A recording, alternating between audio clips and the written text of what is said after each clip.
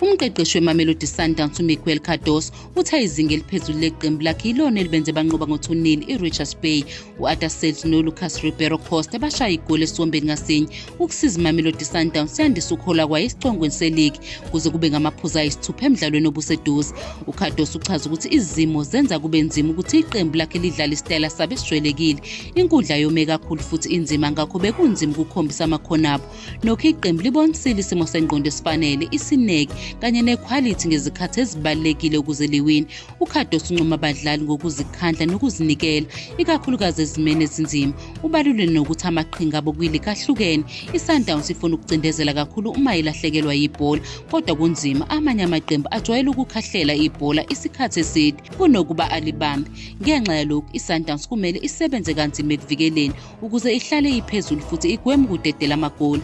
uCardoso ugcizelela ukubaluleka kokusheshe awine ibhola emuva uma belilahlile.